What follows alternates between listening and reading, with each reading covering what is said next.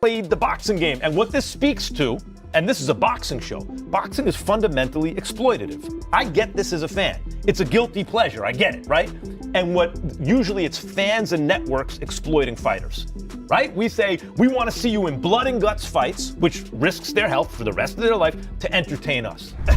But here's what's crazy to me about a fight like that. And I remember, when I'm a little kid, Sugar Ray Leonard wins the gold medal, and then you blink, he's fighting Benitez for the title, then he's fighting Durant twice, then he's fighting Hearns. It didn't take 100 years to make the fight. But what's wild about something like this is a real super fight, and I said this on the broadcast for Crawford and Canelo, can't be promoted into existence. Right. What a real super fight is, the dust settles in an era, and there are two dudes left standing. There's Ali, there's Frazier, there's Leonard, there's Hagler, there's Mayweather, there's Pacquiao. That's a super fight, right?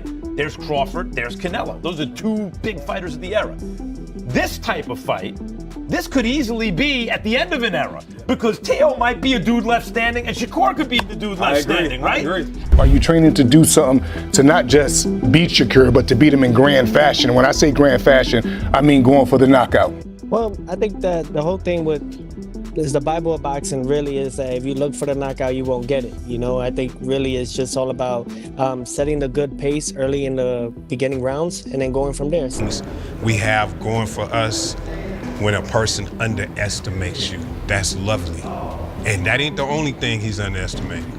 So we're good. Max Kellerman says this fight will not be easy. He calls it dangerous for Shakur and a real test of his skills. Aesthetically pleasing fight. We've seen the way Teo goes against some of these boxers. We've seen Shakur in some bad fights, obviously. Although Shakur looks pretty damn good against Williams Zepeda. Teo's not a pressure guy. He likes to counter punch. Two counter punchers, really. Yes, it is not but there are some fights, guys. I think about Pernell Whitaker and Buddy McGirt, or Sugar Ray Leonard and Wilfred Benitez. I love the high-speed chess match. Not every fight has to be rock'em sock'em robots, right? That is, I agree with you. Aesthetically, there could be problems because someone has to take the lead, and they're both counter punchers. But Chris, Teo has some angles with his feet that might bother a guy like Shakur. That's exactly what I was thinking. He has great angles with the feet. He moves greater in the ring. And combination fighter, to me, combinations is the best. Teofimo Lopez stays confident and says the fight will be a wake-up call for Shakur when they finally face each other. Number one, my mandatory, and he didn't. He was too hesitant trying to commit to punches.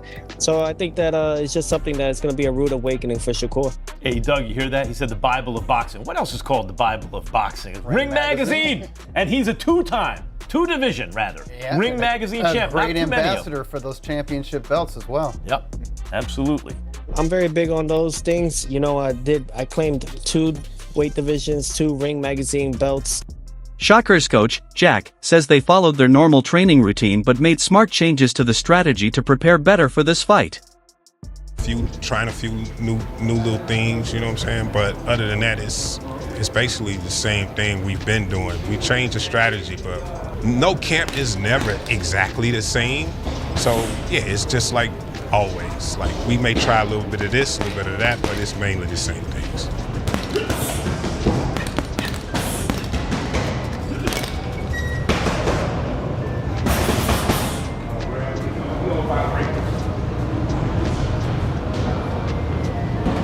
One of the best things we have going for us when a person underestimates you. That's lovely. And that ain't the only thing he's underestimating. So we're good.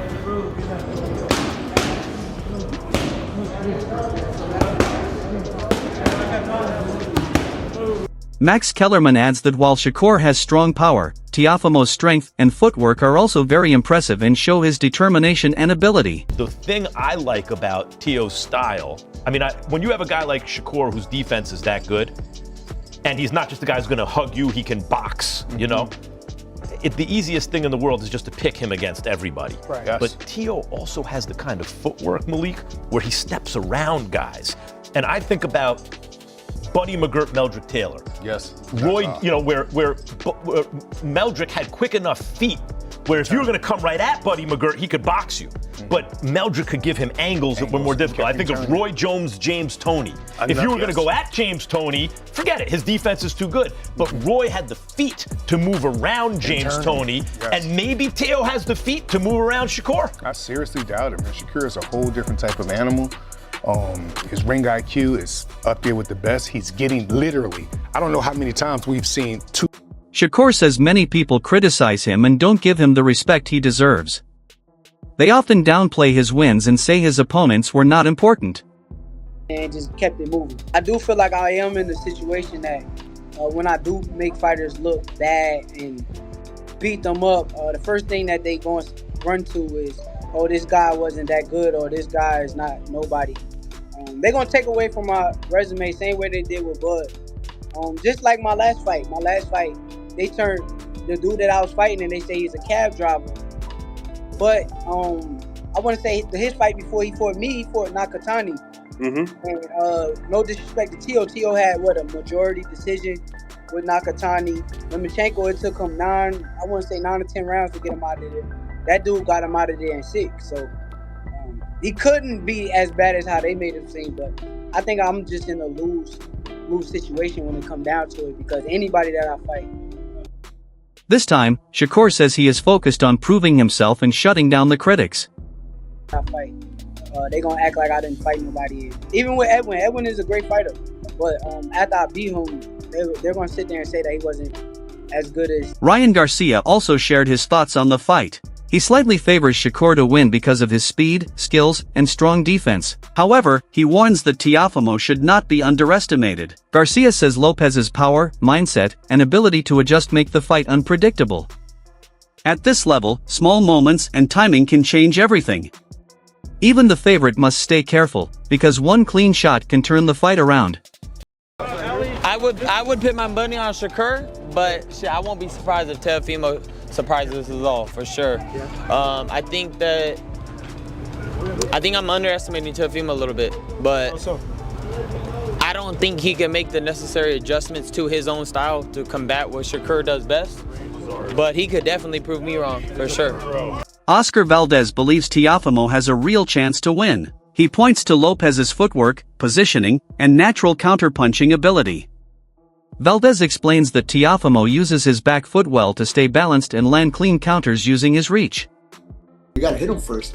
And Shakur Stevenson, the way he's positioned, the way his back foot's there, and then you see him comfortable and he's, all right, this is my shot. And you throw it, he just rocks back, or he has that back foot, just steps back, and he has a long reach, so he just counter punches you. And that's part of the game. You get hit and not get hit. And Shakur Stevenson does it to the T. He perfected that since he was an amateur and Olympian, silver medalist, and now he's done it as a professional. Maybe not the whole world enjoys it, but the boxing, the pure boxing fan will maybe appreciate that. I know you tried to do it, and Shakur's undefeated at this point, but like, how do you beat a Shakur Stevenson? I think how you beat a Shakur Stevenson, if I can go back. Valdez says Teofimo must be patient and wait for the right moment to attack. He compares this fight to past boxing upsets where timing and precision helped underdogs win.